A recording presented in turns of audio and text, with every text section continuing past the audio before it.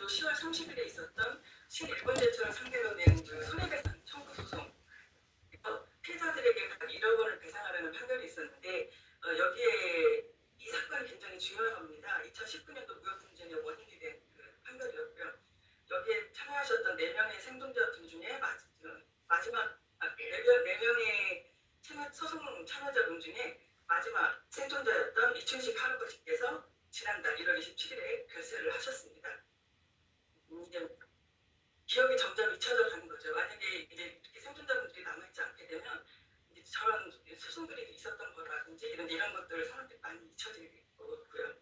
그리고 그 다음 달에 11월 29일에 미쓰비시 중공업을 상대로 낸 손해배상 청구 소송에서 1인당 8천만 원의 위자료를 지급하라. 그리고 또 이런 판결이 있었습니다.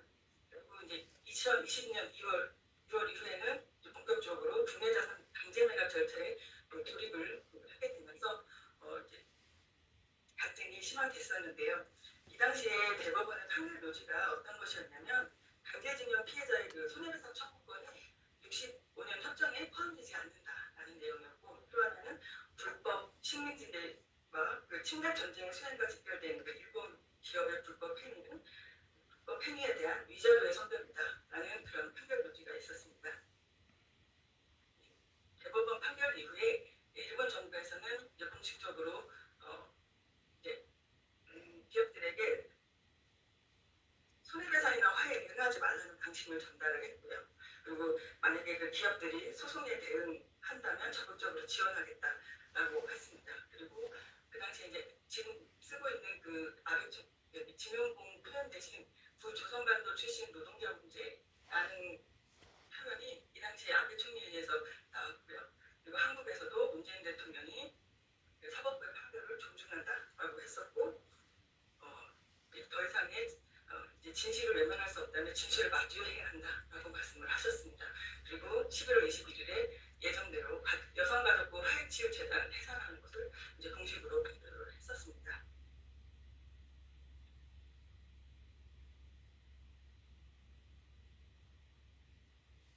여기 그래프를 보시면 파란 색깔이 제가 그 갤럽 연구조사, 여론조사의 그 대통령 직무수행평가 긍정률 데이터를 가지고 한 거고요. 아래 보시는 빨간 색깔이 그 항목 긍정률 중에서 잘하고 있다라는 항목 중에 외교 잘하고 있다라는 응답률만 가지고 제가 연도 추세별로 정리를 한 겁니다. 이 보시면 그 대법원 판결이 있었던 10월 4주랑 12월 1주에 변곡점이 발견할 수가 있습니다. 저 당시에 대통령 지지도가 좀 떨어지는 기간이었고, 저렇게 한일 갈등에 대해서 이제 그 판결에 대해서 지지하는 발언을 함으로써 조금 잘하고 있다는 좋은 긍정적인 평가를 받았습니다. 제가 저 한일 갈등 지수라고 저 나름 이름을 붙였는데요. 외교 잘하고 있다라는 저 그래프를 정리하면서 느낀 거는 일본과의 관계에서는 갈등 관계일 때 변곡점 저렇게 지지도가 높게 나타나고, 다른 주요 국가의 관계 있을 때는 잘하고 있을 때, 정상회담을 하거나 순방을 했을 때 지지도가 높게 나타납니다. 예를 들면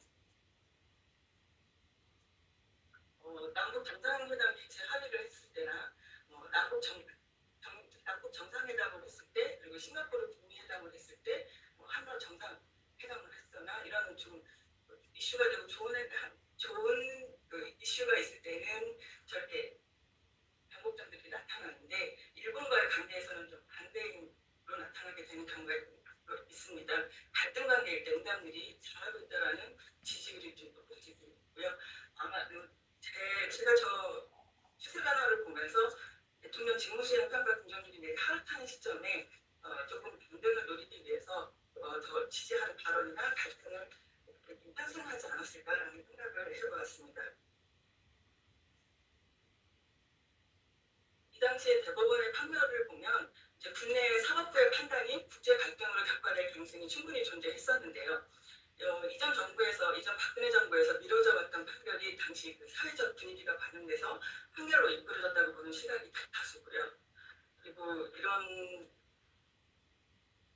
한국 강제징용 피해자나 일본의 전범 기업들은 둘 다 각자 자국 보호가 필요로 했었고, 결국에 2019년도 무역 분쟁으로 이르게 됩니다. 여러분들이 잘 아시다시피 2019년도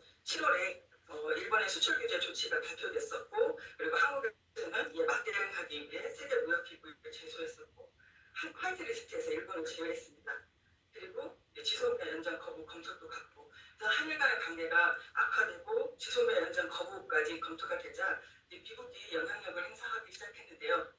그 지소미아 연장하고 반일이 분담금 주행 문제를 걸고 지배로 활용해서 자동차와 자동차 부품에 대해서 고율 관세를 거부하겠다라고 압력을 가하기 시작했고 결국에 이제 11월 22일에 지소미아 종료 결정이 통보 효력 정지 결정, 그래서 이제 조건부 효력 정지로 그 결정을 내렸습니다. 이후에는 저희가 저희 수출품이 일본에게 무기가 될 수 있다는 것을 알고 이제 여러분이 잘 아시는 소부장 특별조치법을 통해서 국산화를 시키면서 막대기를 닫았습니다. 당시에 그 한국 무역 분쟁 관련해서 여론조사 결과를 보면 국민들은 다 지지를 하고 있었습니다. 수출 규제에 대한 정부 대응 여론조사 결과도 과반 이상이 찬성하고 있었고 지소미아 종료 결정에 대한 여론조사 결과도 잘하고 있다서 과반 이상이 찬성을 하고 있었습니다.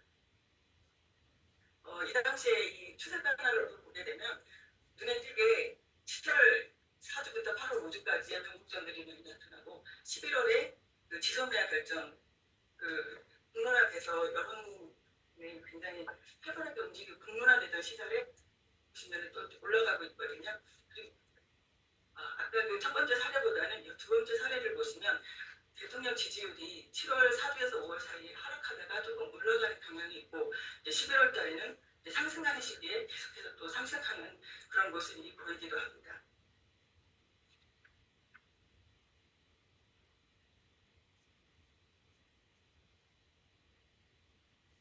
지금 제가 말씀드린 부분이 이제 여기에 다 들어가는데요. 7월 달에 있었던 그 대응 방법, 대응했던 그런 일련의 사례들을 보면은 7월 달에 미국을 방문했고 이런 일들이 있었습니다. 아까 말씀드렸다시피 그 다른 동남아나 중앙아시아 때 여기는 좋은 쪽에 우호 관계를 맺었을 때 변곡점이 나타나고 여기서도 같이 보여집니다. 이건 제가 말씀드린 거 부분을 지금 정리한 부분을 정리된 부분이고요. 이전에 무역 분쟁과 2019년도에 한일 무역 분쟁은 그 이전과는 다른 양상을 보여주게 되는데 기존에는 저희가 경제와 안보를 분리해서 하는 전략을 보였다면 19년도에서 보여주는 모습은 과거사 갈등이 무역 갈등으로 가고 무역 갈등이 다시 안보 문제, 지소미아 폐기라는 그런 문제로 안보 영역으로까지 확대되는 그런 양상을 보여주고 있습니다.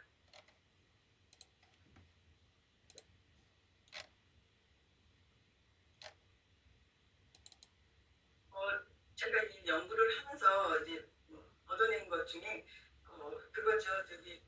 문재인 정부는 사실 박근혜 탄핵 정부 이후에 등장한 정부로 이제 국민의 지지도가 가장 높았던 정부이기도 합니다.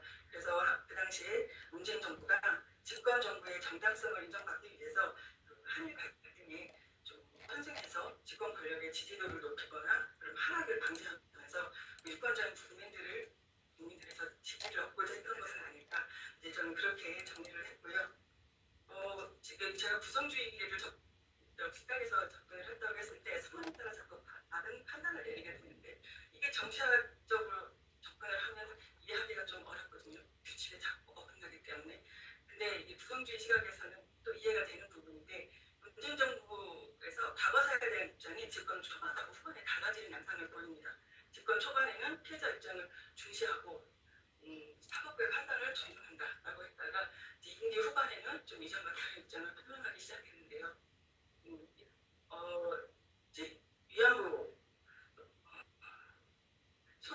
위안부 피해자의 승소 판결이 이제 좀 곤혹스러운 건 사실이라면 위안부 합의에 양국 간 공식 합의가 양국 간의 공식 합의였음을 인정하였습니다. 그 이후에 이제 사법부에서도 2021년도에 대한 2021년도에 단 판결을 보면은 조금 해석 기준이 달라지는데 이전에 적용했던 것과 달리 2022년 3월의 판결에서는 피해자들이 일본에게서 배상금을 받을 권리를 강제적으로 집행하는 것은 국제법 위반이라고 하였습니다. 그런 점이 있었고 그리고 이제 양면게임 아까 이론적 배경에서 잠시 소개해드렸던 양면게임에서 적용을 하면 한일 정부의 입장 차이가 갈등 해소를 위한 잠재적 합의의 영역을 좁혔고 양국 모두 국내 여론을 우호적으로 조성하려는 노력이 부족해서 각국의 운세 크기가 한계가 너무 작아져서 겹쳐지는 영역이 거의 없었기 때문에 협상의 여지가 적어졌다고 저는 보고 있습니다. 그리고 이 연구의 한계를 들면 집단 기업의 대표성에 한계를 좀 들 수 있습니다. 한일 갈등이 가장 심했던 시기에 각국 정부를 제가 사례로 들었다는 점, 만약에 이제 시민사회의 입장은 다를 수 있습니다. 그리고 성숙한 시민사회의 역할이 한일 간의 관계를 갈등이 아닌 또 화해의 관계로 만들 수도 있다고 생각을 합니다. 그리고 제가 접근했던 이런 구성주의 자체로도 한계도 있습니다. 이건 접근법이지 사실 이론이라고 보기 어렵다라는 시각이 좀 다수이기도 하고요. 그리고 정체성이라는 부분을 연구하기 위해서는 굉장히 방대한 그런 작업을 요하기 때문에 그 자체만으로도 한계라는 그런 한계가 있고, 또 집단 기업의 집단 기업을 너무 강조하다 보니 너무 과거에 매달려 있어서 현재와 미래에 대해서 설명하는데 좀 한계를 갖는다, 제가 이런 점을 들 수가 있겠습니다. 제가 시간 안에 맞추려고 많이 줄이려고 했는데 여러분들의 흐름 어떻게 이해하셨을지 모르겠습니다. 이상 마치도록 하겠습니다.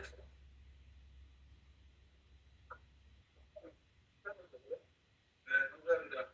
한 5분 정도 시간을 가질 수 있겠는데요. 사실관계 확인을 위한 질문을 좀 해주시고, 만약에 좀 크게 문제 제기를 하시고 싶은 게 있으면 그거는 2부에 넘겨서 얘기를 하도록 하겠습니다. 문제 제기도 포함해서 듣지만 그거에 대해서는 이 자리에서는 해소할 수 없다라고 하는 걸 좀 말씀드리고, 질문 있으시면 질문 받겠습니다.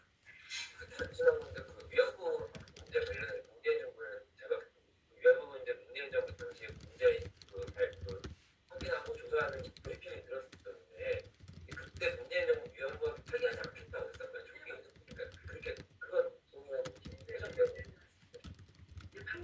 한결의 행동 기준이 좀 달라졌다. 그런 얘기 말씀을 드리려고 했던 겁니다. 합의 자체에 대한 문제를 인식해야 되는데 또 있습니까? 사실관계에 대한 확인에 대해서 없으면은 바로 넘어가도록 하겠습니다. 네, 그럼 두 번째 발제를 듣겠습니다. 이범준 박사님이 학위 논문을 최근에 쓰셨고 아주 훌륭한 논문을 가져오셨는데 그 중에서 오늘 주제와 관련해서 아주 연관되어 있는 그런 내용을 가지고 발제해 주시겠습니다.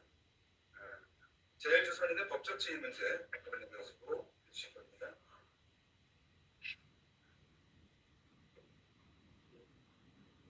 안녕하세요. 저는 이범준이라고 하고요. 이번에 2월에 서울대학교에서 법학으로 박사를 받게 됐습니다.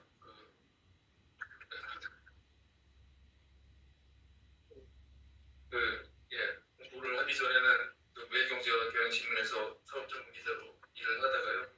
한 3년 전쯤에 회사를 그만두고 논문을 썼고, 3년 만에 썼고요. 지금은 종종 이제 뉴스타파라는 곳에서 교원 기자로 기사를 의미 없는 기사들 종종 쓰고 있습니다. 제가 쓴 저는 이제 법학을 논문을 써서 대학원에 다니면서도 그렇고 논문 심사를 받으면서도 그렇고 법학은 여러분 잘 아시다시피 규범을 다루는 학문이고 심사 과정에서는 항상 이제 독일어로 졸렌이라고 하는 그 당위와 현실하고 하는 사인이 충돌할 때 항상 그 졸렌 당위 규범을 우선하여서 현실을 해석하도록 훈련받습니다. 그래서 이 어떤 현실에 주목해서 이제 법을 해석한다거나 하는 것은 이제 정치학으로 이제 넘어가는 문제여서 항상 그 부분을 조심스럽게 다루도록 훈련받고 있고, 또 헌법은 그나마 이제 그 헌법에 의해서 법령을 위헌으로 만들어서 없앤다던가 아니면 아주 드물지만 없는 법령에 대해서 그 전제를 이유로 위헌을 만들어서 법규를 만들다던가 이렇게 해서 정치학에 그나마 가깝지만 그럼에도 불구하고 법학이라는 학문은 규범을 해석하는 학문이어서 정치하고 약간 거리가 있고요. 근데 제가 정치에 대해서도 모르지만 또 외교에 대해서 더욱 모르는데 제 상식으로는 외교라는 것은 그 두 체제에서 벌어지는 그 정치 간에 벌어지는 이해를 조정하는 것이라고 알고 있어서 제가 공부하는 것보다는 역시 두 단계나 더 나가 있는 것이어서 제가 뭐를 이렇게 얘기해야 되는지 잘 좀 감이 안 날 때 남정 선생님께서 제 논문 중에서 일부인 65년 협정 부분과 관련해서 한번 발표를 해보면 어떻겠느냐 이렇게 하셔서 제 논문의 전반적인 흐름과는 아주 다른 편인데요. 어쨌든 제가 공부한 것 중에서 65년 협정을 다루고 있는 것들이 있어서 그걸 정리한 것입니다. 제가 쓴 논문은 기본적으로는 일본국 헌법에서 제일조선을 어떻게 취급하고 있느냐, 일본국 헌법 원리에 의해서 제일조선인이 일본국의 참정권자이냐를 논증한 논문입니다. 그러니까 제가 오늘 발표하는 게 혹시 많이 부족하더라도 내가 원래 이건 논문을 잘 모르는구나 이렇게 생각하시면 될 것 같습니다. 여기 제일조선의 이렇습니다. 흔히 이제 과거에 요새는 이제 그런 말 안 쓰는데 60만 제일조선인이다 뭐 얘기할 때 60만 명이 바로 여기에 있습니다. 전에 2045년에는 워낙에 나라 일본이 혼란스럽기 때문에 통계가 없는데 이건 다 연말 통계거든요. 2045년에는 통계가 없는데 210만까지 있었다 이렇게 되어 있습니다. 일본에 가 있었던 사람들이 210만 정도 되어 있고 당시 조선반도 전체의 인구가 2,500만, 그러니까 남쪽에만 한 1,500만 되어 있습니다. 그 제일조선이 98%가 남쪽에서 쪽지가 다 남쪽이니까 1,500만 중에서 한 200만이 갔다 이렇게 보시면 될 것 같습니다. 굉장히 많은 숫자였습니다.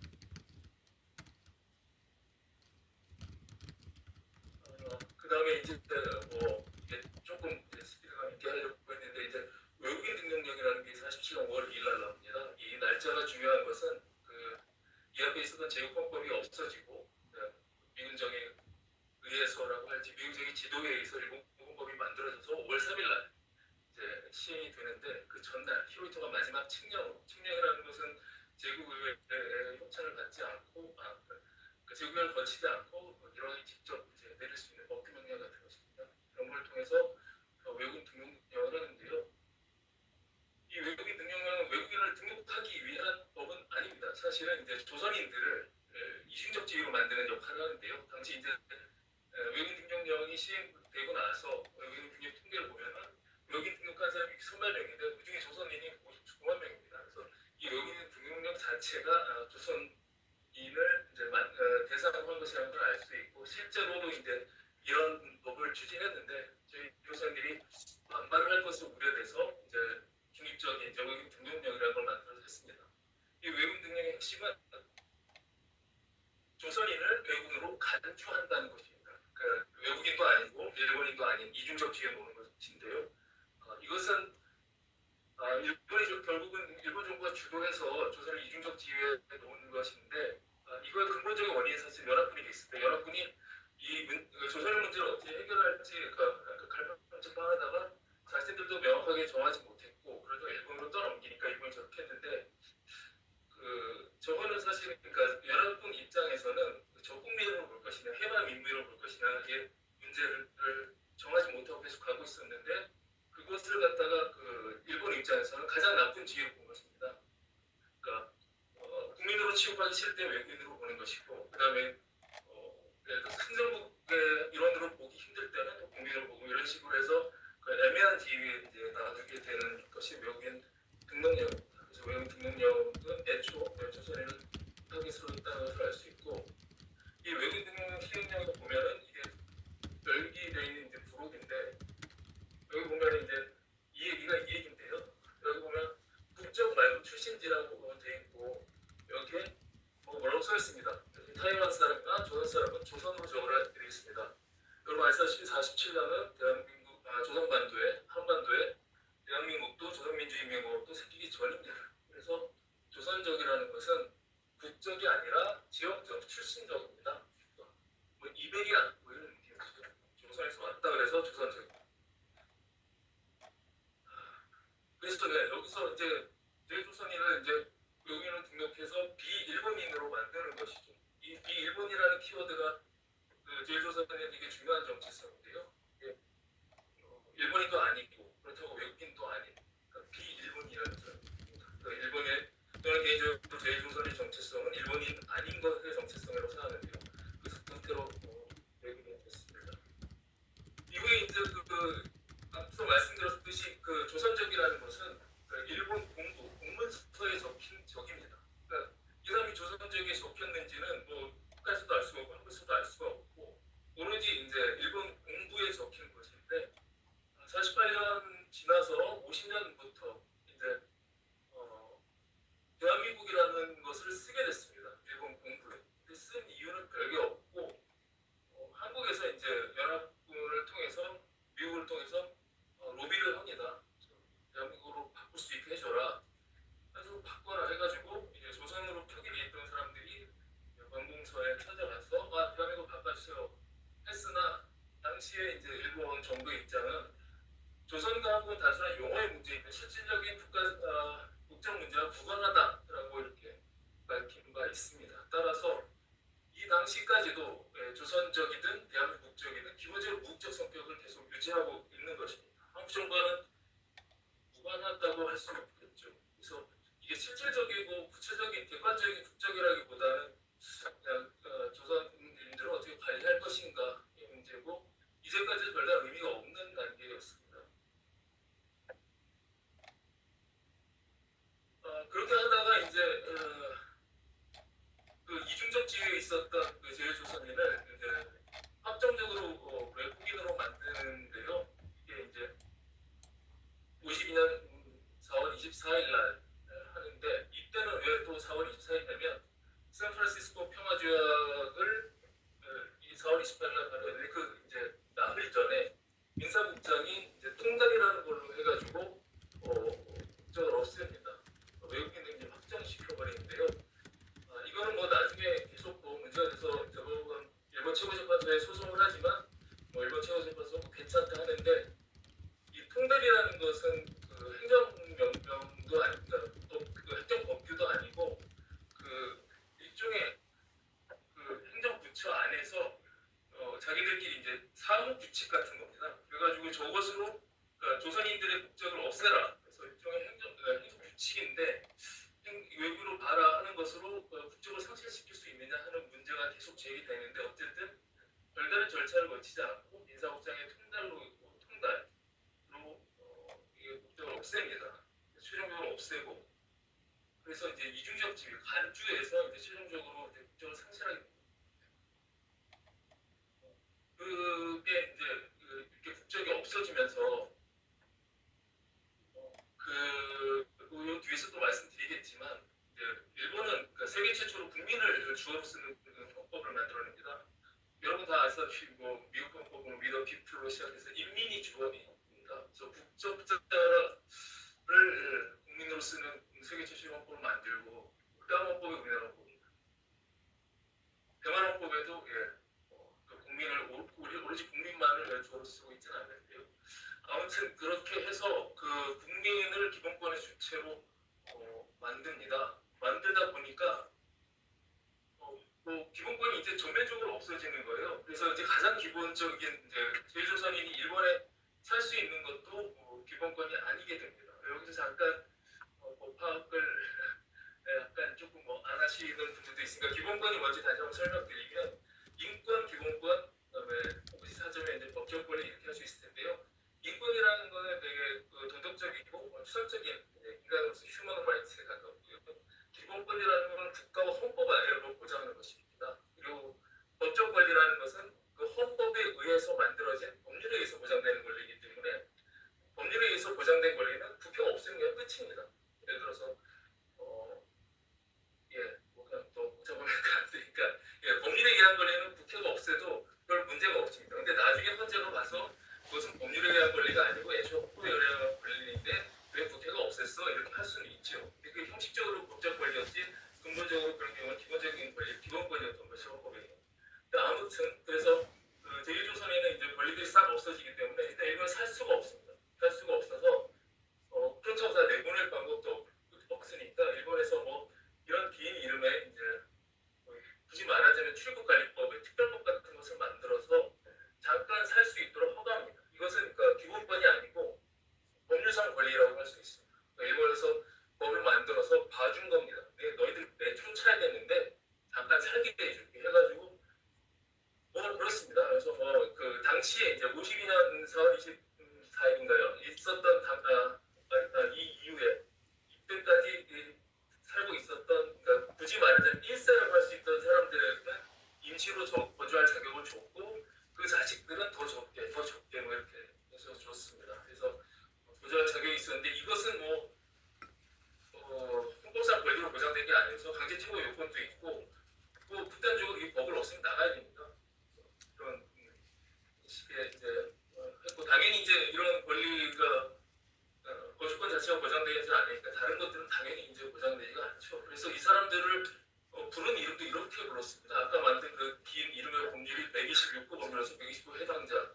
그다음에 그 자식들, 그러니까 3년 동안 살 수 있게 3년, 3년, 3년 추가한 사람들은 그 출입관리법의 4조 1항 10조 2에 해당해서 이렇게 숫자로 이제 오랫동안 불렀고 이것이 이제 선행연구자의 서울대 정혜석 교수가 얘기한 대로 후대로 갈수록 목적지가 불안해지는 역설적 구조라는 것이죠. 예. 그러니까 그 나라에서 태어난 사람, 심지어는 자기 할아버지도 그 나라에서 태어났는데도 거기서 살 권리가 없는 그런 상황이 되어버립니다. 그래서 이제 65년 협정의 부속 협정 중에 하나의 이제 제일교포 목적지 협정을 맺게 되는데요. 제가 저는 뭐 제2조선이라는 표현으로 이제 이 사람들을 포섭하는데 제가 말하는 제2조선이라는 것은 식민지를 계기로 일본으로 건너간 조선인과 그들의 후손입니다. 그래서 65년 이후에 이민한 사람들은 포함되지 않고요. 이 당시에 제일교포라는 말을 왜 썼을까 생각해보면 65년 이전에는 뭐 이런 그런 조선인 말고는 없었기 때문에 제일교포라는 말로 다 포섭이 됐을 거라고 생각합니다. 근데 지금 현재 상황에서 제일교포라고 하면 두 종류는 아니기 때문에 지금은 제일교포라는 말을 포섭할 수가 없습니다. 어쨌든 당시에 협정을 맺습니다. 그 협정의 핵심 뭐냐면 여러분 뭐 잘 아시고 찾아보시면 나오지만 거기에 뭐 제일교포는 기본권을 뭐 잘 좀 해주더라 그런 얘기가 있지만 핵심은 이겁니다. 살 수 있는 권, 영주권 어떻게 줄 것이냐 해서 뭐 이렇게 해가지고 66년부터 시작해서 71년까지 5년 동안 협정 영주권 제일세라는 거는 그러니까 66년 현재 제일조선인의 아들도 있겠죠. 그럼 그 사람들 사실 정확히 2세지만 이게 당시 협정 영주권을 신청한 사람 1세로 봤을 때 이제 1세들은 이제 신청할 수 있고 그 이외의 자녀도 뭐 신청할 수 있는데 그 다음 손자들은 어떻게 할 것이냐는 정하지 않았습니다. 그래서 그걸 그럼 어떻게 그리고 참고로 말씀드리면 여기서도 역시 강제퇴거 가능합니다. 이게 뭐 영원히 살 수 있는 권리가 아니고 헌법적 권리도 아닙니다. 그러니까 조금 더 이제 구체화시켜서 이제 권리를 살 수 있는 권리를 보장하는 겁니다. 그래서 그 문제는 그럼 25년 뒤에 하자. 25년이라는 건 이제 25쯤 되면은 애를 낳을 거라고 이제 예상을 하거든요. 그 91년에서 이제 91년 문제라고도 이제 하는데 결국은 이제 그 제3세 협정영주권 제3세의 문제는 이제 정하지 않고 그냥 3년 이내에서 그 관청에 알아서 뭐 2년이든 1년이든 주면 그걸 연장하는 식으로 가자고 했기 때문에 사실 협정 영주권자의 제3세는 아까 말씀드린 조선적 제3세와도 그 영주의 권리에서 차이가 없습니다. 이런 상황이었는데 그래서 이제 91년 문제 얘도 80년대 후반부터 이제 태어난 거죠. 애를 일찍 낳은 거죠. 10대에서 낳기 시작하니까.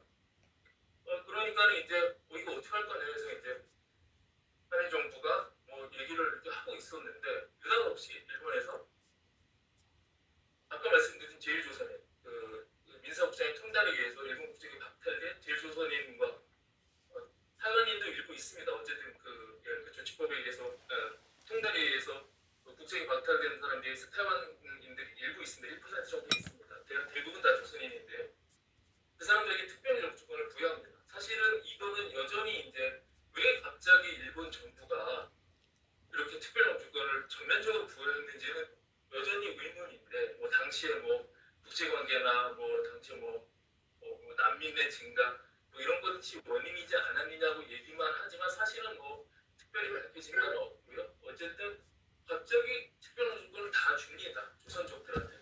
그래서 92년 통계를 보면은 뭐 특별 영주자가 이렇게 되고 그중에 99%가 이제 한국적, 조선족 이런데요. 결국 이렇게 91년이 되고 보니 65년 협정은 무엇이었는가라는 문제가 생깁니다. 결국은 뭐 조선족은 계속 버티고 있으나 그 당시에 협정 영주권을 받기 협정 영주권은 대한민국 국민입니다. 그러니까 대한민국 국적을 일본에다가 신고를 해야 됩니다. 나 대한민국 국민이니까 협정 영주권 주시오 해야지 이제 협정 영주가 되는데 그래서 25년이 지났는데 그 결과 갑자기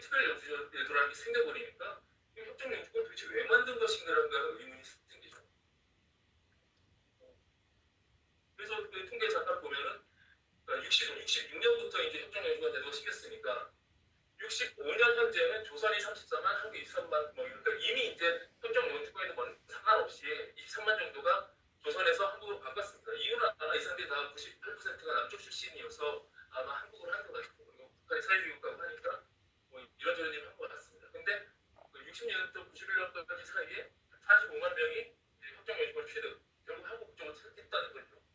그러니까 조선족이 대폭 줄어듭니다. 그러니까 돌이켜 생각해 보면은 협정 영주권 제도는 조선족을 없애기 위한 제도였다라고 생각할 수밖에 없습니다. 기가 막히게도 91년이 딱 되니까 그렇게 한 것이죠. 실제로 이거는 뭐 조지안이라는 사진가가 지금 뭐 이카이도라는 그러니까 오사카에 여러분 뭐 가시면 있는 츠루아시 지역의 옛날에 돼지를 키우던 곳이다 해가지고 이카이도라고 부르는 곳이 있는데요. 지금 뭐 코리안타운이라고 부르는 옛날에는 조선이치바라고 조선시장이라고 부르던 곳인데 이거는 그냥 그 시장 60년대 시장을 찍은 사진인데 여기 보시면 표어들이 있습니다. 죽음의 신청 영주권을 취소하고 괴뢰 한국적을 조선으로 고치자. 이미 한국적으로 고친 게 대세가 됐다는 걸 알 수 있죠. 청년 측에서 이제 적극적으로 이제 캐치프레이즈를 걸고 있었고 여기 민단 측에서는 거짓말 선동에 속지 말자. 빨리 신청하자. 굉장히 이 조선적으로 고치는 것과 안 고치는 것을 두고 치열한 이제 경쟁이 있었던 것 같습니다. 총련에서도 조선적을 유지하자고 했던 것은 사실은 그러니까 일본에서 그 북한 국적을 인정을 안 하기 때문에 조선적이 사실상의 이제 북한 국적 역할을 한다고 보고 뭐 일리를 했던 것 같습니다. 아까 잠깐 말씀을 안 드린 것 같은데 이 북한 국적은 일본에 없습니다. 일본에서 북한을 나라로 인정하지 않기 때문에 그 표기를 북한으로 바꿔주지 않습니다. 그리고 그 현재도 마찬가지입니다. 현재도 북한으로 바꿔주지 않고요. 이유는 이제 국가가 아니다 뭐 이런 것입니다. 그래서 제일조선인은 조선족과 한국 국적 둘밖에 없습니다. 그래서 이제 65년 협정의 의미가 뭐냐 하면은 이제 그 기존의 연구들은 65년 협정으로 인해서 어쨌든 그 제일조선인 중에서 상당수가 한국인이 됐다 이렇게 하는데 제가 이번에 논문 쓰면서 뭐 이런 자료를 좀 이렇게 들춰보다 보니까 당시에 이 협정유주권 문제를 담당했던 참사관 아마 검사였던 것 같은데 이 사람이 쓴 해설서에 보면은 그 제일조선인이 와서 나 한국 사람이니까 공부에 한국으로 적고 영주권 주시오 했을 때 그것을 어떻게 확인하냐는 질의가 있습니다. 그 질의에 이 검사가 답한 것이 그냥 본인이 그렇다면 그렇게 해줘라고 돼 있어요. 특별히 무슨 한국의 여권을 요구한다거나 한국의 재국민 등록을 요구하지 않았습니다. 그러니까 이 사람 중에는 협정 영주권을 얻기 위해서 일본의 공부상에는 한국으로 변경을 했으나 한국의 호적이 정리가 안 돼 있고 또 한국에 가본 적도 없고 뭐 이래서 뭐 이런 사람들도 적지 않았을 것 같아요. 그러면은 그러면서 이제 이 사람이 한 얘기가 뭐냐면 그러면 이 협정 영주권제가 뜻하는 것이 뭐냐 했을 때 그 해설서의 뒷부분에 보면은 이들을 강제 퇴거했을 때 제가 계속 그래서 말씀드린 게 제일조선인은 일본에서 살 기본권이 없고 권리가 없기 때문에 강제 퇴거 가능하다고 했잖아요. 어디로 강제 퇴거할 것인지 문제가 있었습니다. 사실은 조선에서 왔다 그래도 뭐 조선에 뭐가 있는 것도 아니고 사실상 무국적 상태인데 조선이라고 쓰는 나라는 이건 국가가 아니라 지역을 뜻하는데 강제 퇴거할 곳이 없거든요. 그래서 강제 퇴거할 나라를 정하게 된 계기라고 되어 있습니다. 그래서 조선족들을 한국적으로 바꿔서 이 사람들이 이제 문제 생기면 한국으로 보내야 되겠다. 뭐 그런 것이 아니었나 이렇게 생각합니다. 이게 강제 퇴거가 실제로도 있었고요. 여러분 잘 아시다시피 그 한국전쟁 무렵에 이제 일본으로 넘어가서 그걸 잡아가지고 오모라시국에서 나갔다가 다시 한국으로 되돌려보낸 사례도 있고요. 그래서 결국은 65년 협정을 통해서 무국적자이던 조선족을 저는 여전히 그 한국 국적도 무국적 선거강이 강하다고 생각하는데 어쨌든 실체적으로 아니 객관적으로라고 할까 아니면 뭐 규범적으로라고 할까 그 한국인을 만들어서 강제 퇴거할 나라를 정하는 것이다. 한국을 전환하는 것이다. 이렇게 저는 이제 생각을 하고요. 그래서 이제 저기서 이제 여기서 이제 추가로 이제 말씀드리면은 이제 어쨌든 제일조선인은 그 1945년을 계기로 해서 권리의 변동이 갑자기 일어납니다. 그러니까 제국헌법 시절과 일본헌법 시절에서 그러니까 정확히 뭐 다른 표현으로 하자면 일본 패전 이전과 일본 패전 이후에 기본권의 변동이 갑자기 커지는데 그건 국적의 문제와 상관이 있습니다. 그러니까 국적에서 외국인을 만들고 그 헌법을 국민을 주어로 쓰는 그러니까 당초 그 GHQ가 만들어낸 헌법에 보면은 인민으로 돼 있었는데 그걸 국민으로 변경하는 과정이 있거든요. 잠깐 뭐 제일 제조선인의 45년 이전에 보면은 뭐 공무당권이 있었고 공무원도 있었고요, 뭐 군인도 있었고, 선거권, 비서공권이 다 있었어요. 그래서 우리가 흔히 얘기할 때 그러니까 외국인에게 있는 권리 없는 권리 이렇게 얘기해서 뭐 외국인에게 뭐 무슨 권리 있고 하지만 참정권 없다 이렇게 얘기하지만 그것도 사실 꽤 과거의 이론이어서 저는 과거 이론을 사용합니다. 요즘 공부한 사람이기 때문에 근데 그 사실은 참정권이 없으면 다른 권리를 요구할 수가 없습니다. 그래서 그 우리 헌법에도 그렇고 일본 헌법에도 그렇고 뭐 기본적으로 뭐 국민이 있고 누구든지가 있는데 그 누구든지 하고 국민이 잘 구분이 안 됩니다. 가령 일본 헌법 22조 2항가에 보면 누구든지 국적을 이탈할 권리가 있다고 되어 있거든요. 근데 거기 그 누구든지 만약 외국인으로 해석된다면 외국인이 일본에서 국적을 이탈할 권리라는 건 말이 안 되지 않습니까? 그러니까 기본적으로 일본 헌법은 누구든지를 쓰든 국민을 쓰든 그게 무엇을 뜻하는지는 모호한 상태입니다. 기본적으로 국민을 뜻하는데 그래서 어쨌든 그래서 그 이전에 그 45년 이전에 제일조선에겐 참정권이 있었고 선거권도 있었고 피선권도 있었고 그래서 그 선거에 나가서 입후보한 사람도 있습니다. 박충궁이 2번 됐는데 이 사람 뭘 친일파고 상회라는 걸 만들어서 제일조선의 노동운동을 탄압한다든가 뭐 이런 조선총독과도 긴밀하게 연결되어 있던 사람인데 어쨌든 규범적으로 선거권 피선권이 있었습니다. 여기는 깨알 제 자랑이지만 기존에 한 50년 넘게 선임용에서 32년도에 이제 피선권 행사를 처음 했다 이렇게 되는데 제가 30년에 처음 행사한 걸 알았습니다. 그렇고요. 그래서 그러다가 이제 아까 말씀드린 그 국적을 정지하기 전에 45년에 먼저 선거권을 정지합니다. 선거권을 정지하는데 선거권 피선권 같이 정지하는데 정지할 마땅한 명분이 없는 겁니다. 왜냐하면 조선인들이 제국헌법에서 선거권자 피선권자에 대한 이유는 별게 아니고 제국 식민이고 그러니까 선거법과 헌법에 따라서 제국 식민이고 일본 거주했기 때문에 있었던 것입니다. 그러니까 제국헌법 12에 선거권과 피선권 물론 그 제한 선거기 때문에 남자이고 뭐 몇 세고 뭐 세금 얼마 내지 이런 요건이 있는데 그 요건은 뭐 별도 하고 기본적으로 제국 시민이면서 일본 거주하게 됩니다. 그렇기 때문에 제일조선인에게는 선거권이 있었는데 제조 일본인에게 선거권이 없었습니다. 일본에 사는 사람은 메이지라고 하는 거기에 거주하지 않았기 때문이죠. 왜냐하면 선거법의 별지에 뒤에 보면 선거구가 있는데요. 선거구가 일본에만 있었습니다. 그래서 조선에 선거구가 없으니까 제조 일본인은 선거구에 살지 않았던 거죠. 조선과 타이완의 선거구를 만든 게 45년 4월입니다. 근데 그 법이 시행되지 않고 전쟁이 끝나버렸죠.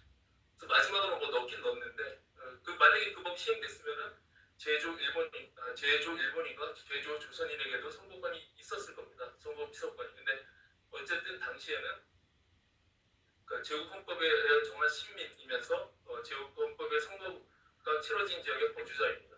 근데 이 사람들을 이제 조선인들의 선거권과 피선거권을 정지시키려고 하니까 이 잘 포섭이 안 되는 거예요. 그래가지고 호전법을 적용받지 않는 자는 선거권과 피선권을 없앤다, 정지한다 이렇게 돼 있습니다.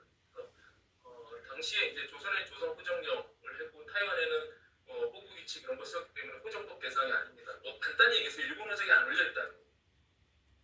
근데 이렇게 하고 나니까 어떤 문제가 생기냐면은 이제 황족과 화족이 있습니다. 여러분 아시는 대로 황족은 그 덴노 헤카라고 불리는 우리가 맨날 텔레비에서 보는 그 사람들이고요. 화족은 그거보다 약간 뭐 조금 신분이 아래에 있는 지금은 없어졌습니다. 지금은 신헌법에서는 없어졌는데 이 사람들이 호석이 없습니다.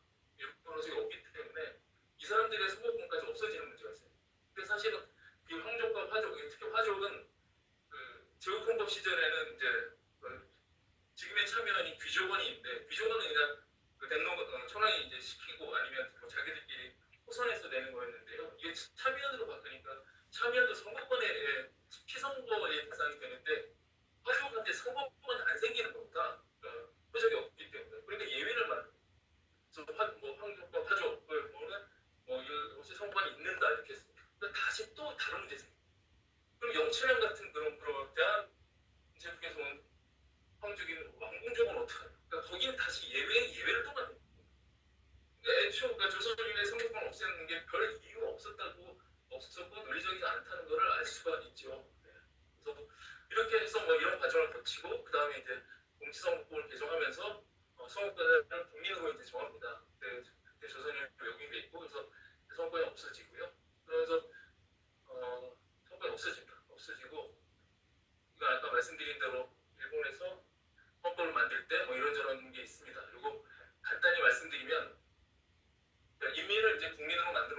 사실은 인민을 국민으로 만들어 온다고 해도 그 자체로는 문제가 안 됩니다. 왜냐하면 인민이 우리가 얘기하는 우리가 생각하는 그러니까 일본에 그러니까 영어로는 피플이라고 돼 있는데 애초 외용성 첫 번역에는 인민이라고 돼 있는데 그거를 국민이라고 바꿔놨지만 그 국민이 무엇을 포섭하는지 또 달라질 문제거든요. 저 국민이라는 것을 영어의 피플로 해석하면 문제가 사라집니다. 근데 저거는 인민인 것처럼 이렇게 GHQ를 속여서 이거 속인 건 제 표현이 아니고 기존 선임연구에 나옵니다. 속여서 헌법 하나 싹 만듭니다. 거기에 보면 외국인도 없으면 뭐 다 없앱니다. 우리 헌법에 외국인이 등장하는데 일본 헌법에 외국인은 단어가 나오지 않습니다. 일본 헌법 현재 일본 헌법에 왜냐하면 이 미용 복음인이 피플을 뜻한다고 일본 정부가 GHQ로 얘기를 했어요. GHQ 입장에서는 그런가 보다 한 거예요. 어차피 해석의 문제니까. 근데 다 뺐는데 나중에 이제 헌법 10조를 만들죠. 그래서 일본 국민에 대한 요건을 법률에서 정한다는 걸 느닷없이 넣습니다. 그리고 이게 여기서 말하는 일본 국민의 요건을 말하는 법률이 바로 국적법입니다. 이 국적법에서 그야말로 이제 국적을 가진 사람을 국민으로 만들면서 이 10조가 등장하면서 미용 국민이 피플을 뜻하지 않는다는 걸 알게 됐고 저거는 이제 GHQ를 일본 정부가 속였다는 것이 선임연구의 결과이고 선임연구들은 이렇게까지 GHQ를 속인 이유는 조선인을 외국인으로 만들기 위해서였다 이렇게 되어 있습니다.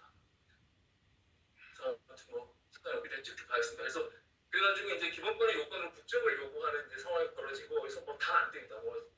보듯이 국민 건강보험부터 국민이라고 돼 있으니까 안 된다 해서 다 안 되다가 나중에 조금씩 이렇게 되는데 여전히 이거는 법적 권리이고 헌법상 권리라고 확인된 적이 없습니다. 그러니까 국회가 법을 없애서 소송을 해봐서 어떤 결과가 나올지 모르겠는데 어쨌든 없습니다. 그래서 없습니다. 법은 없고요. 이제 지금 요새 퇴업 가능합니다. 그래서 일본 선생님들이 이제 자기들이 이제 선거권을 달라는 소송을 하는데 다 집니다. 다 지고요. 국정선거권, 국정피선거권 다 지고 이게 이제 유명한 소송인데 지방 선거에 선거권을 달라는 소송을 하는데요. 이거는 약간 유럽의 영향을 받은 소송이라고 볼 수 있습니다. 그러니까 독일에서 그러니까 연방 주에 또 외국인에게 선거권을 주는 제도가 이 무렵 생겨서 그거를 이제 모방해서 낸 건데 아무튼 독일에서도 지방 선거권을 외국인에 주는 게 위헌이 나서 없어졌습니다. 나중에 헌법을 기본법을 개정해서 EU의 시티즌에게만 지방 선거권을 주는 걸 바뀌었는데 어쨌든 그렇게 해서 안 된다 이렇게 쓰고 그러니까 이건 기본적으로 보면 약간 이론상 결함이 있는데요. 왜냐하면 15조에서 공무원 임명하면 권리 국민의 권리다 이렇게 하고 그다음에 98조로 불산조로 넘어가서 지방선거도 마찬가지다라고 했기 때문에 그대로 하면 지방선거도 외국인에게 주어서는 안 되는 것인데 근데 갑자기 이른바 방문이라고 하는 거에서 법률로 그 권리를 줘도 상관이 없다라고 했습니다. 이게 이제 학설상으로는 이제 허용설이라고 하는데요. 그러니까 요청설 같은 경우는 헌법이 강하게 요청하고 있기 때문에 이 선거를 주지 않으면 위헌이다라고 하는 것이고 이거는 줘도 그만이다라는 것입니다. 그러니까 이 예상 외의 판결이 나오면서 제일 조선인들이 선거권을 줘야 되는 상황이 됐습니다. 일본에서 최고재판소의 이런 권유라는 건 매우 드물기 때문에 정치 문제로 전환되면서 일본 정치권 의회가 이걸 만들어야 된다는 부담을 안게 된 것입니다. 그래서 모든 영주 외국인에게 줄 것이냐, 조선족을 빼고 줄 것이냐, 여러 가지 법안이 있는데 결국은 다 실현이 되지 않았습니다. 결국 실현이 되지 않은 여러 가지 이유 중에서는 제일 조선인 그룹들의 의견이 통일되지 않았던 것도 있습니다. 가령 민단 같은 경우에는 우리는 한국 사람이다. 그러니까 한국에서 국정선거권을 행사해야 된다라는 생각이 있었기 때문에 지방선거권에 찬성을 하긴 했는데 적극적이지는 않았던 것 같아요. 왜냐하면 지방선거권을 갖게 되면은 한국과의 이중선거권이 생긴다는 공격을 받고 있었거든요. 그리고 조선총련 같은 경우 조총련이라고 불리는 조선총련은 아예 이 선거권 자체에 반대했습니다. 왜냐하면 자기네들이 북한이 입장에서는 일본하고 교류가 없기 때문에 조선총련에 속한 제일조선인들이 일본 선거에 참여하면은 조직력이 약해질 거라고 판단을 해서 어떤 이유로 들었냐면은 일본 선거에 참여하는 건 내정 간섭이다 이런 얘기를 해서 반대를 했습니다. 그러니까 일본 입장에서는 자기들끼리 저러고 있으니까 이제 시간을 끌면서 그냥 법 하나 다 폐기했다고 아예 발의 자체가 안 됐습니다. 그랬는데 이때 제가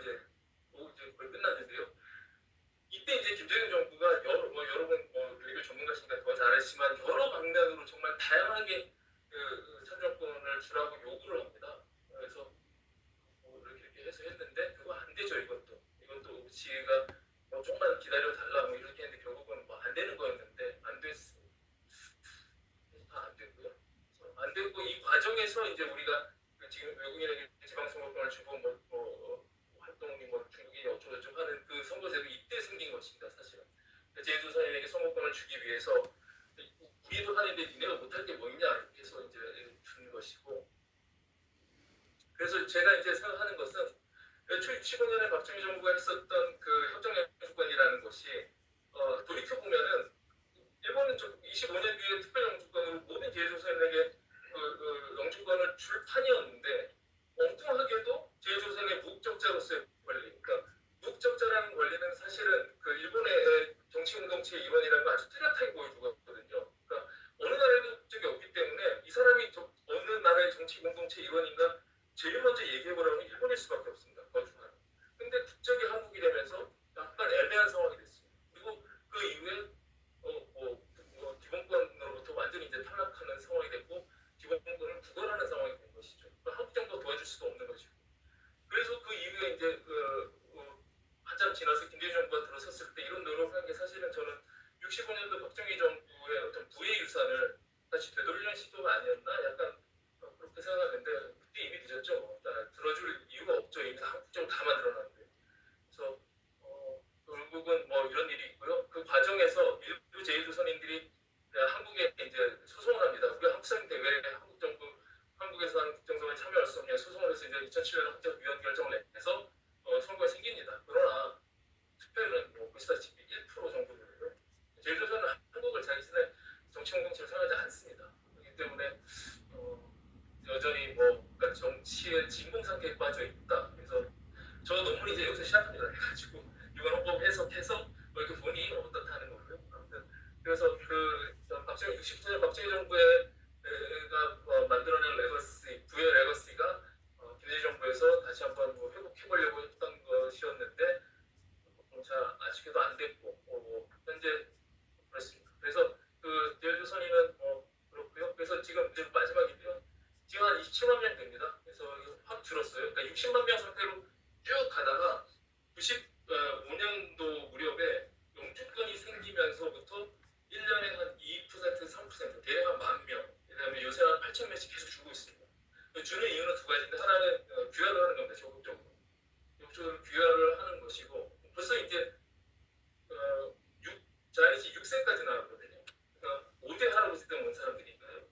한 10,000명씩 줄고 있고 또 하나는 이제 양계 활동 목적도 없어서 그 자이지의 89% 정도가 일본 유학생을 하거든요. 그러면 애는 당연히 일본 쪽 택하는 겁니다. 그러면서 이제 자이니치 중에서 한국 조선국 중에서는 죽고 새로 태어난 일본 국가 이런 식으로 계속 줄어들고 있습니다. 그래서 이 문제는 결국은 이렇게 해서 끝나는 게 아닌가. 앞으로 한 30년 뒤면 제주도에 사라질 거라고 예측하는데 그럼 넌 농구 왜 썼냐 이런 식으로 많이 받았는데요. 이게 그래서 이제 거주와 국적이 불일치하는 사람의 기본권 문제를 어떻게 해결할 것인가에 대해서 가장 극단적인 사례를 가지고 이제 논리 게임이라고 해야 되나 그런 거를 이제 한 것입니다. 제 논문은 부질없는 것이 아니라는 것을 말씀드립니다. 대략이었습니다. 감사합니다. 시간을 주셨습니다.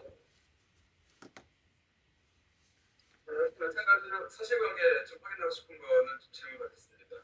여기서부터 사실은 논문 시작한다고 하셨는데 예. 제가 잘 모르는 분야라 그런데 그러면은 다른 외국인 교포들이 법적지위나 국격을 취득하는 과정은 어떤지 좀 궁금하거든요. 그러니까 많은 차이가 발생하는 부분.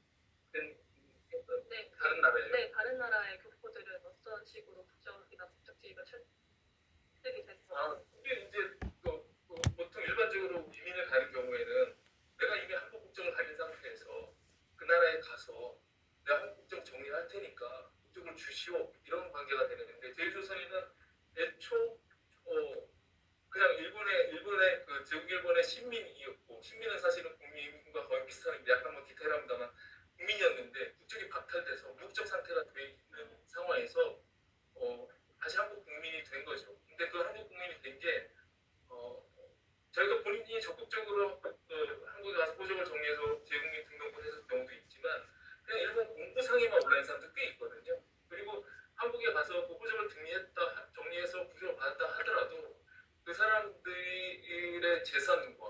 친척 이 정도 다 일본이 있는데 오로지 국적만으로 그 사람들이 한국인이기 때문에 모든 문제를 한국에서 해결하라 이렇게 할 수 있느냐라는 것이죠. 그래서 일본 헌법에 따라서도 그런 사람들이 보호 대상이 아닌가라는.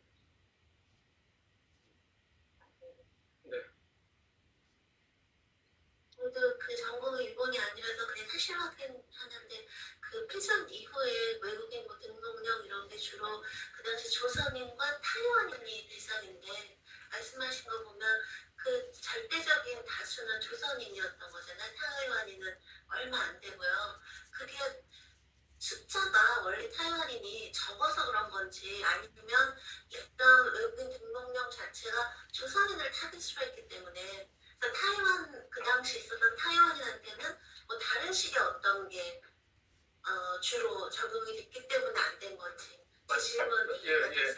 그게 그 전체적인 숫자 자체도 조선인이 많았고요. 타이완인이 이렇게 적진 않았는데 타이완 중에 일부는 그 중국의 승정국의 그 인민으로 인정받는 시스템이 있었습니다. 그래서 그렇게 해가지고 그쪽은 이제 외국인이 아니고, 그러니까 외국인으로 간주되던 시절에 외국인으로 간주되지 않은 것이죠. 외국인으로 간주하지 않고 그냥 외국인이 승정국의 일원인 상태가 있다가 이제 최종적으로 이제 외국인이 된 건 마찬가지입니다. 그거는 차이가 없고 간주되던 단계에서 저 네, 어떻습니까? 사실은 뭐이 문제는 그 작년 여름에 있었던 그 김영석 국립기념관장 임명 이후에 있었던 국정론 관계에서도 굉장히 중요한 논점들을 제공해주고 있다고 보여지는데 그 나중에 또 얘기를 해볼 수 있으면 좋겠습니다. 자, 그럼 세 번째 발표자를 모시겠습니다. 엄태웅 박사님이시고 대진대 지금 강사로 계시고요. 엄태웅 박사는 제가 한국에 처음으로 기획해가지고 국민대회 주식했을 때 제자입니다. 그러다가 이제 일본으로 유학 갔는데 유학 간 데가 제가 그 정리하고 왔던 도호쿠 대학에 좀 유학을 가셔가지고 여러 가지로 알고 있습니다. 그 다음에 가장 최근에 개헌 이후에 여러 가지 시국선언이 나왔는데 일본에서 이쪽 바라보는 시각이 굉장히 좀 왜곡돼 있다라고 하는 걸 느꼈기 때문에 그때 이제 일본 한일 관계 연구자들의 특별한 시국선언을 발표를 했는데 굉장히 중요한 역할을 해주셨습니다. 그리고 역할을 해주신 그리고 오래전부터 좀 우리 위원장을 모시고 싶었던 분인데 최근에 작년에 책을 발간을 했어요. 문화재와 관련해가지고 그 책에 대해서 좀 듣고 싶었는데 책 하나 다 듣는 것도 너무 좀 큰 거라서 오늘은 좀 줄여가지고 오늘 시대에 맞는 내용으로 좀 이렇게 정리를 해오셨습니다. 그럼에도 불구하고 아마 크게는 그 책의 주장을 얘기해 주실 거라고 생각합니다. 부탁드리겠습니다.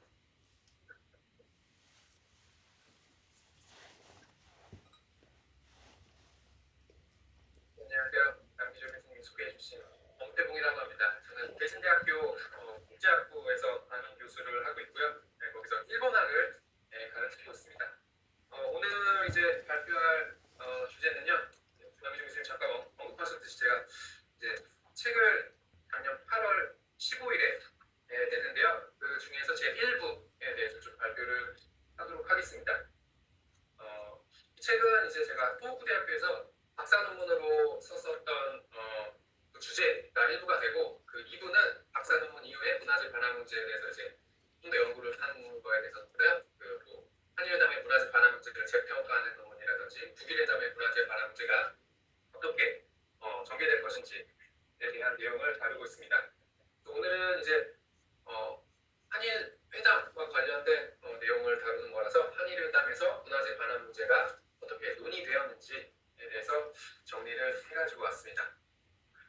이제 이 책에서 이제 1부가 한일회담의 문화재 반환 문제를 검토하는 내용인데요. 이제 오늘 이제 발표는 이렇게 첫 번째 연구 목적부터 이렇게 결론까지 이렇게 5가지에 대해서 말씀을 드리도록 하겠습니다. 자, 그러면 이제 한일회담의 문화재 반환 문제입니다. 이제 올해가 한일회담이 체결된 지 약이 아니라 60주년이 되는 해가 됐습니다. 이제 한일 양국이 한일 간에 있었던 여러 가지 과거사 문제를 해결하고 그리고 새로운 마이크 안 써도 될 것 같아요.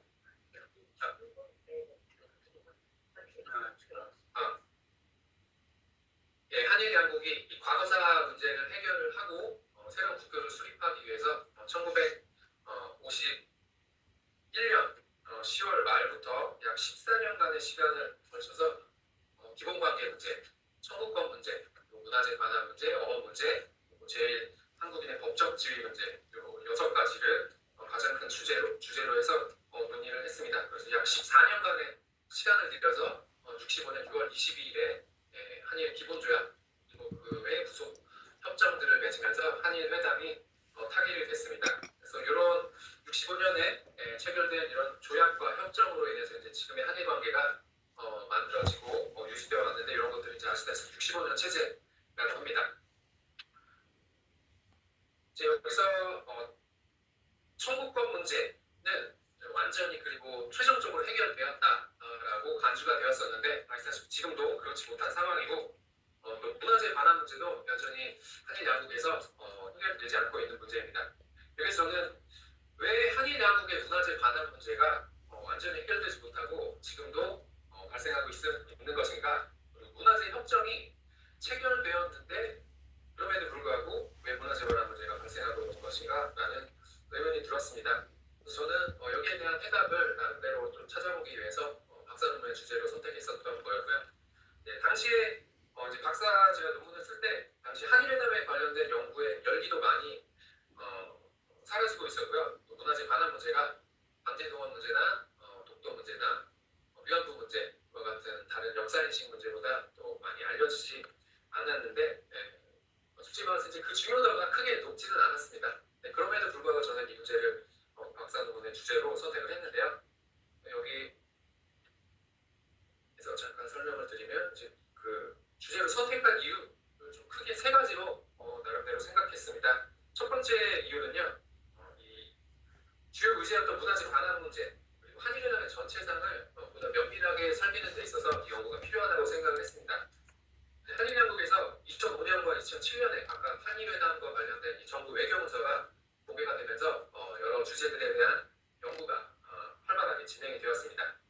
이제 문화재 반환 문제 관련된 연구도 차례대로 나왔는데 좀 분량의 문제도 있었을 것이고 또 제가 생각했던 것만큼 여러 가지 면들을 발견한 것이 없었습니다. 그리고 이제 기본관계 문제나 청구권 문제, 어업 문제, 제1한국인의 법적지위 문제와 같은 주제에 대해서는 박사 논문도 있었고 또 연구소도 있었는데 문화재 반환 문제는 그러지 못했습니다. 또 한편 한일회담 관련 연구에서 이 청구권 문제가 가장 많이 다뤄지는 경향이 있었습니다. 이제 한일회담 당시에 이 문제가 가장 큰 이슈였기 때문에 그 연구 주제로서도 가장 큰 주목을 받았기 때문입니다. 하지만 저는 이 청구권 문제 하나로 이 한일회담의 전부를 설명할 수 있을까? 이 청구권 문제 말고 다른 주제들도 저만의 그 특징과 의미가 있을 텐데 이 청구권 문제 하나로 다 소위 이 한일회담을 퉁칠 수 있을까? 라는 그런 좀 의문이 들었습니다. 그래서 다른 의제들의 교섭 과정을 검토를 하고 그 의미를 밝히는 연구가 이 한일회담의 전체상을 보다 풍부하게 선명하게 그려낼 수 있을 것이라고 생각해서 그 일환으로 문화재 반환 문제를 박사 주제로 선택을 했습니다. 두 번째는요, 문화재 반환 문제는 이 한일 양국 그리고 이제 북일 양국에 있어서도 앞으로도 해결해야 될 문제입니다. 예를 들어서 일본에 있는 이 덴리 대학에 이 안경이 그린 몽유도원도라는 중요한 문화재가 있는데 우리나라에서 이제 국보급에 해당이 되죠. 그리고 이제 도쿄 박물관이 소장하고 있는 오브라 컬렉션, 이것도 상당히 중요한 문화재입니다. 이거 이제 60주년이 돼가지고 요거를 받아낼까 막 그런 얘기가 좀 있다고 좀 듣긴 들었는데, 그래서 그런 문화재들 같이 이 소재를 파악할 수 있는 문화재들도 물론 있고 또 그보다 더 많은 것이 소재를 파악할 수 없는 문화재들입니다. 그래서 이러한 소재를 파악할 수 없는 문화재들이 언제 어디서 이렇게 나타나서 또 한일 양국의 문화재 반환 문제로 또 발전될지도 모릅니다. 이제 그럴 경우 한일 양국은 이 해당 문화재 반환에 대해서 반환에서 논의를 하게 될 텐데 그때 한일회담의 문화재 반환 문제가 실마리가 될 수 있다고 생각을 했습니다. 다른 한편으로 이제 북일 회담에서 논의된 문화재 반환 문제를 이해하고 앞으로 이제 북일 양국 관계가 개선이 되고 북일 회담이 또다시 재개가 되면 그때 문화재 반환 문제도 다뤄질 예정인데요. 그때 이제 또 다뤄질 문화재 반환 문제를 이해하는 데 있어서 한일회담의 문화재 반환 문제가 또 필요하다고 생각했습니다. 이제 북일 회담의 문화재 반환 문제 정합성을 가지고 비슷한 양상으로 논의될 가능성이 높고요. 국외대담이 진행되면 이 문화재 반환 문제를 둘러싼 반환이냐 기승이냐 그리고 어떤 문화재가 논의의 대상이 될 것인지 등을 둘러싸고 북일 양국이 이제 치열하게 교섭을 펼칠 것으로 예상이 됩니다. 따라서 이 북일 회담을 이해하고 전망하는 데 있어서 한일 회담의 주요 의제에 관한 연구가 필요하고요. 또 이에 문화재 반환 문제를 연구할 필요가 있다고 생각을 했습니다. 이제 세 번째 필요성으로는 이 문화재 반환 문제는 우리나라와 일본뿐만 아니라 이 세계사적으로도 제국주의가 낳은 부의 유산이자 세계사적인 이슈이기 때문입니다. 여러분들 영국의 대형박물관이나 프랑스 루브르 박물관 가셨던 분들 계실 텐데 거기 있는 유명한 문화재들 뭐가 생각나세요? 그리스에서 가져온 파르테논 신전 조각상이라든지 함무라비 법전, 그 비석이라든지 그리고 로제타 스톤이라든지 이런 세계적으로 유명한 문화재는 다 영국 업사가 그리스나 이집트에서 가져간 문화재죠. 그래서 이러한 문화재들은 이런 문화재를 둘러싼 반환 문제가 아직도 해결이 되고 있지 않습니다. 한일 양국의 문화재 반환 문제 또한 똑같은 맥락입니다. 제국주의로 인해서 발생한 이 문화재 반환 문제 중에서 한일 양국의 문화재 반환 문제가 어쩌면 제국주의의 폐해가 가장 극명하게 드러난 문제이지 않을까 개인적으로는 생각합니다. 그래서 일본이 조선을 식민지화하면서 여러 가지 과정을 거쳤는데 이제 1910년 이전부터 이미 많은 일본 사람들이 조선에 와서 불법적으로 많은 문화재들을 약탈해갔습니다. 그리고 이제 식민지가 된 이후에 이제 조선 총독부가 여러 가지 문화재 관련된 정책을 수립을 하면서 거기서 여러 가지 문화재를 발굴을 하고 일본으로 반출을 했습니다. 이제 일제 강점기 때 이제 훼손된 문화재들 그리고 반출된 문화재들은 당시에도 얼마인지 알 수가 없고 한일회담 당시도 알 수가 없었고 지금도 알 수가 없고요. 앞으로도 영원히 정확하게 파악할 수가 없을 것이라고 생각합니다. 그래서 한일 양국의 문화재 반환의 기원이 바로 제국 일본과 식민지 조선에서 발생을 했고 이러한 문화재 반환을 해결하기 위한 원점이 바로 한일회담에서 논의된 문화재 반환 문제였습니다. 이와 같이 한일 양국의 문화재 반환 문제는 비단 한일 양국의 문제일 뿐만 아니라 제국주의 침략으로 인해 발생한 세계사적인 문제라는 점에서 검토할 만한 가치가 있다고 생각을 했습니다. 그래서 저는 이러한 세 가지 이유를 바탕으로 박사 논문에서 한일회담의 문화재 반환 문제를 다뤘습니다. 이제 선행연구 검토인데요. 크게는 한일회담 관련 연구 그리고 문화재 반환 관련 연구입니다. 한일회담 관련 선행연구는요. 한국과 일본과 미국의 입장을 중심으로 해서 한일 양국의 다양한 면모를 밝혔습니다. 하지만 문화재 반환 문제 관련해서는 몇 가지 문제가 있었는데 첫 번째로는 문화재 반환 문제에서도 과거사 청산이 소멸되었다고 하는 연구가 있었는데 그것이 언제부터 어떻게 어떠한 과정을 통해서 소멸되었는지는 검토가 되고 있지 않았고요.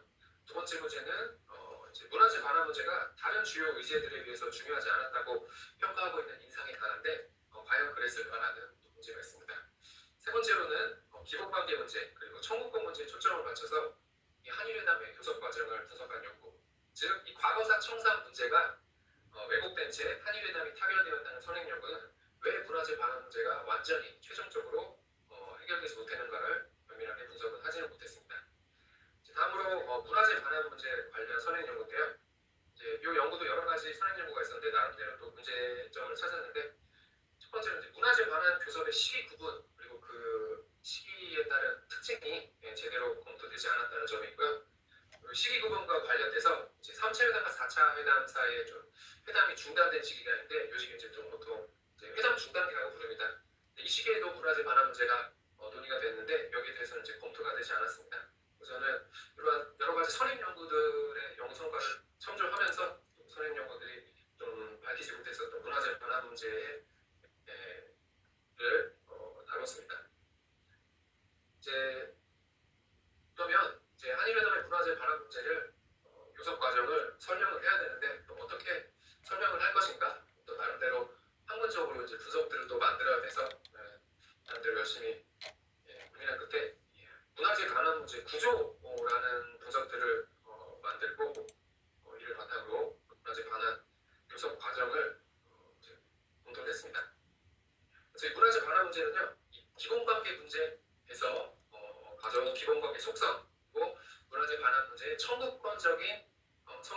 가져온 청구권 속성, 그리고 문화재 반환 문제 고유한 특성에서 가져온 이 역사적 가치 속성, 이 세 가지의 속성으로 구성이 되어 있습니다. 즉 문화재 반환 문제 구조를 설명하면 다음과 같습니다. 첫 번째 기본관계 속성은 이 문화재 반환 문제의 이 외부 요인에서 기인한 속성인데요.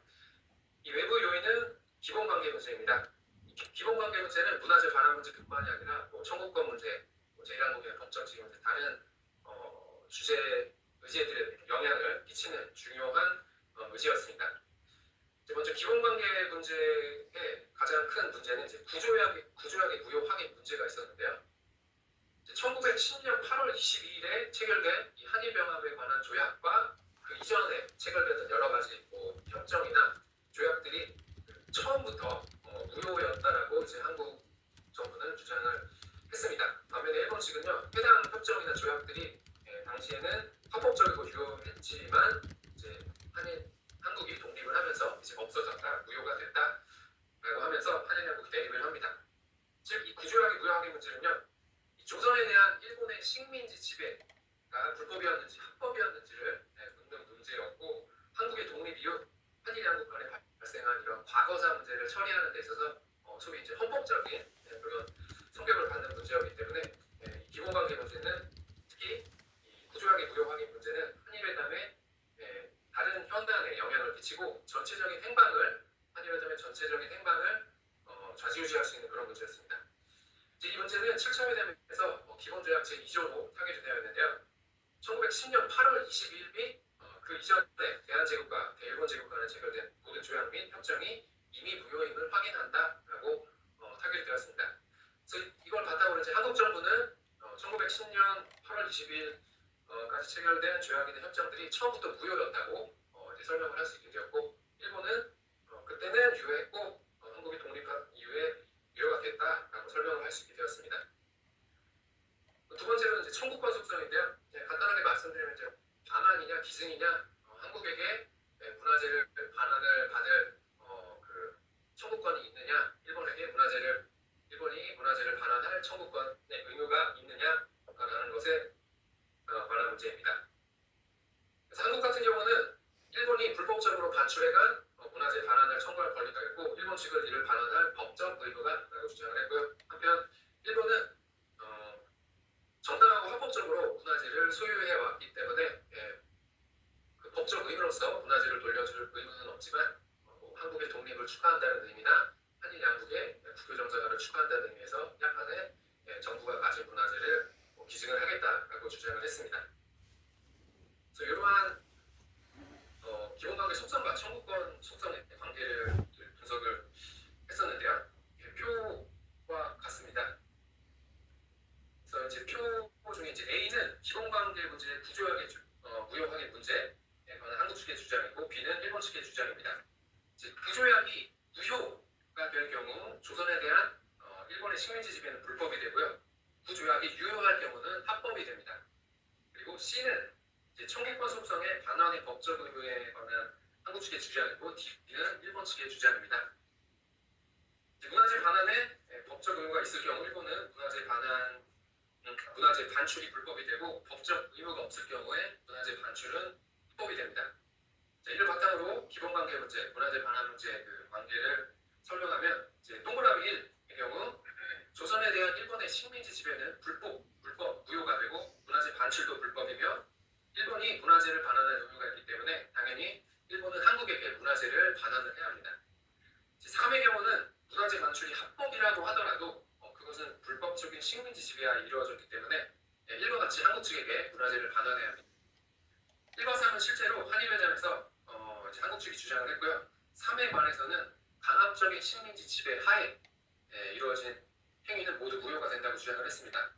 한국 측의 기본관계 속성에 관한 주장은 기본적으로 무효였기 때문에 문화재는 당연히 한국으로 반환을 해야 합니다. 이제 동그라미 2와 같은 경우는 이제 조선에 대한 일본의 식민지 지배는 유효했지만 문화재 반출이 불법이었기 때문에 문화재 반환에 법적 의무가 있습니다. 하지만 일본으로 반출된 모든 문화재가 대상이 되는 게 아니라 반출 과정에서 불법성이 확인이 되는 경우에만 문화재가 반환이 됩니다. 동그라미 4번과 같은 경우는 문화재 반출이 합법이고 반환의 법적 의무가 없고 일본의 식민지 지배도 합법 유효했기 때문에 일본은 한국에게 문화재를 반환할 필요가 전혀 없습니다. 이제 동그라미 2, 4는 일본 측이 문화재 반환 교섭에서 실제로 주장을 했는데 이에 관해서는 일본 측이 이 조사를 해본 결과 불법적으로 일본으로 들어온 건 없기 때문에 문화재를 기증할 법적 의무는 없지만 뭐 약간의 국유 문화재를 기증하겠다라고 말하기도 했습니다. 자, 이러한 논의를 정리해보자면 기본관계 문제인 이 구조약의 무효 확인 문제가 무효가 될 경우는 문화재 반환 문제인 법적 의무 문제는 그 결과를 막론하고 문화재를 반환을 해야 됩니다. 또한 구조약의 무효 확인 문제가 유효가 될 경우에는 문화재 만출에 불법성이 있는 경우를 제외하고 문화재는 기증이 됩니다. 그리고 1과 4는 한일 양국이 한일에 대해서 실제로 계속 주장을 했지만 결과적으로는 1과 4의 경계선상에서 타결이 되는 형태가 되었습니다. 즉 한일 양국은 각자에게 유리한 입장을 설명할 수 있는 이미 그리고 인도라는 표현을 사용함으로써 한국 정부는 조선에 대한 일본의 식민지 지배가 불법이었고 인도라는 형식으로 문화재를 반환받았다고 설명할 수 있게 되었고요. 일본 정부는 반대로 조선에 대한 일본의 식민지 정부는 유효했고 문화협력의 변지에서 인도라는 형식으로 문화재를 기증했다고 설명을 할 수 있게 되었습니다. 자, 이제 다음으로 역사적 가치 속성인데요. 이것은 청구권 속성과 동일하게 문화재 반환 문제가 가진 고유의 속성입니다. 이 속성은 일제강점기 당시 일본으로 반출된 문화재가 무엇이었는지, 어떤 과정을 통해서 반출되었는지, 지금 어디에 있는지, 그 가치가 무엇인지 등을 의미를 하고 있는데요. 이 문화재는 한 국가의 역사와 문화, 그리고 국가와 민족의 정체성을 상징을 하기 때문에 이 속성은 문화재 자체가 가지고 있는 고유한 특성이자 문화재 반환 문제가 한일회담에서 주요 의제로 성립할 수 있었던 실질적인 이유였고요. 다른 현안 문제와는 달리 이 문제만의 특징을 나타내고 있는 요인이기도 합니다. 문화재 반환 문제는 동일한 청구권 문제를 둘러싼 이 청구권 문제 그리고 선박 문제와는 그 성격이 달랐는데 이것은 이제 역사적 가치 속성이 있었기 때문입니다. 문화재의 이 금전적인 가치, 감정을 해서 얼마 정도나 그렇게 가치를 매겨서 청구권 문제 틀 안에서 문화재 반환 문제를 해결하는 방안도 있을 수도 있었지만 이 문제는 또 다른 선박 문제와 같이 돈으로 해결하면서 청구권 문제에 흡수 소멸되지 않고 역사적 속성이 있었기 때문에 문화적 협정으로 타결이 되었던 것입니다. 자, 이 역사적 가치 속성은요 기본관계 속성과 또 관계가 있는데 기본관계 속성에서 유의합법 정부 문제라는 것과 관계가 있습니다. 이 유의합법 정부 문제는 이 한국 정부가 한반도에서 유일한 합법 정부인가를 둘러싼 문제였습니다. 한국 측은 이 문제에 대해서 당시 현재 행정 지배하에 있는 지역, 향후 행정적 지배하에 놓일 지역으로 한다고 주장한 반면에 일본 측은 북한의 존재를 인정을 하면서 대한민국 정부의 유효한 지배 및 관할권은 현실적으로 한반도 북쪽에는 미치지 않는다라고 주장을 했습니다. 일본 측이 한국 측의 주장을 받아들일 경우 한국 측이 주장한 북한 출도 문화재를 돌려주게 될 가능성이 있고 그렇지 않을 경우 북한 출도 문화재는 한국에게 돌려줄 가능성은 없습니다. 이 유의합법 문제는요 논의 결과 기본조약의 제3조로 합의가 되었습니다. 이 3조는 대한민국 정부가 국제연합 총회의 결정 제195.3에 명시된 바와 같이 한반도에 있어서의 유일한 합법 정부임을 확인한다라는 내용이었습니다. 이 합의에 따라서 한국 정부는 한반도의 유일한 합법 정부가 한국 정부라고 설명할 수 있게 되었고 반면에 일본 정부는 한국 정부가 한반도 남부에 한해서 그 관할권을 가지고 있다고 설명할 수 있게 되었습니다. 즉 일본 측은 한국 측이 요구한 북한 출도 문화재를 건넬 필요가 없어진 것입니다. 실제로 제7차 회담에서 논의된 인도 판목 목록에는 평양 대동강 주변에 평양에서 출토된 여러 가지 문화재들이 있었는데 일본은 이것을 인도 목록에 포함하지 않았고 한국 측이 이에 대해서 불만을 드러내게 됐습니다. 자, 그럼 이 속성을 바탕으로 이제 문화재 반환 문제 구조라는 분석들을 만들었는데 그러면 이 세 가지 속성의 기준이 어떻게 되냐라는 또 질문이 있을 수가 있는데요. 그래서 나름대로 이렇게 기준을 정해서 그 기준에 따라서 분석을 했는데요. 성의 속성은 기본관계 문제의 구조연의 확인 문제 그리고 유일합법 정부 문제의 논의가 그 기준입니다. 그래서 이게 어떻게 논의되었는지 뭐 논의 횟수라든지 그런 것을 바탕으로 기본관계 속성의 기준을 세웠고요. 청구권 속성의 기준은 청구권 문제에서 청구권 문제 반환의 법적 의무 논의, 즉 반환과 기증의 논의가 어떻게 이루어졌는가를 기준으로 했습니다. 역사적 가치 속성 기준은요, 이 문화재 목록을 제출하고 그것을 어떻게 논의했는지, 또 문화재 반환 문제를 논의하는 그 문화재 소위원회, 전문가 회의 이런 것들을 둘러싼 논의도 역사적 속성으로 간주를 하고 분석을 했습니다. 그래서 이런 분석들을 가지고 회담 이전부터 1차부터 3차의 초기 회담, 회담 중단기, 4차 회담, 5차 회담, 6차 회담, 7차 회담까지 분석을 했고요. 그래서 분석한 결과 일단 제 논문에 그리고 이 책에 가장 큰 이제 결론은 여기 맨 위에 있는 것과 같습니다. 그래서 문화재 반환 문제의 구조와 한계를 남긴 한일 회담에서 한일 양국은 문화재 반환 문제의 구조와 한계를 남긴 채 이 문화재 반환 문제를 타결을 했기 때문에 문화재 반환 문제가 완전하게 그리고 최종적으로 해결이 되지 못했고 그로 인해서 여전히 지금도 한일 양국 간에 또 문제가 발생하고 있다라는 결론을 내렸습니다. 그래서 이 결론과 함께 제 연구에서 밝혀낸 또 연구 성과로는 이렇게 동그라미 1번부터 4번까지가 있는데요.